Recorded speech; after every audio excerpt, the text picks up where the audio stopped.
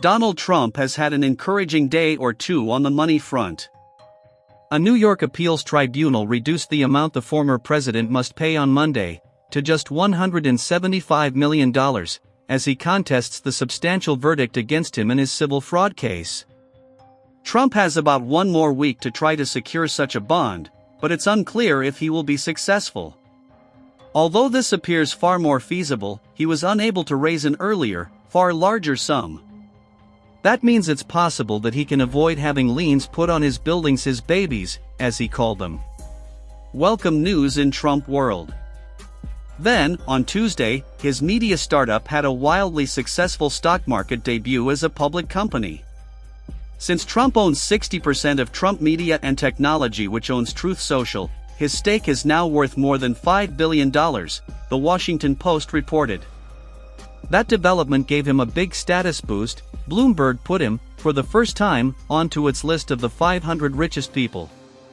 Still, there's a hitch: he can't sell his shares for 6 months. So the windfall doesn't help with his immediate challenges. Meanwhile, Trump keeps singing the blues. He even indirectly compared his troubles to someone else with a large following, praising as beautiful this message from a fan: "It's ironic that Christ walked through his greatest persecution the very week they are trying to steal your property from you." I don't feel concern for Trump, who, after all, is responsible for his thorny situation, despite his claims of victimhood. But I do worry about America's national security amid Trump's financial ups and downs, because they make way for influence peddling and mischief. One reason is that major shareholders in Trump Media won't be forced to publicly and immediately disclose their stakes. That's potential trouble, since we know that Trump's businesses got millions from foreign governments and officials while he was president. As Noah Bookbinder, who heads the watchdog group Citizens for Responsibility and Ethics in Washington, told the Post, it's been obvious for years that he's open to such influence. This seems like an opportunity that is tailor-made for that, Bookbinder said.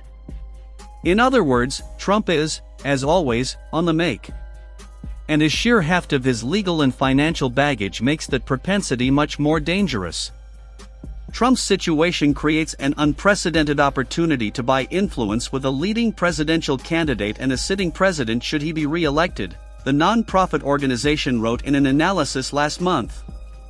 Without suggesting any malfeasance, I'll note one example of overlapping interests. A Republican megadonor, the billionaire Jeff Yass, was the biggest institutional shareholder of the shell company that merged with Trump's social media company, according to the New York Times. Yass's firm is also a major investor in the parent company of TikTok. The House of Representatives just passed a bill that would force the Chinese parent company either to sell its popular video app or see it banned in the US. Despite Trump's reprieves in recent days, there's no end in sight for his financial or legal woes. And that's problematic, not just for him but for the nation. One reason he is so desperate to be elected again is that he sees the presidency as a marvelous opportunity to line his pockets.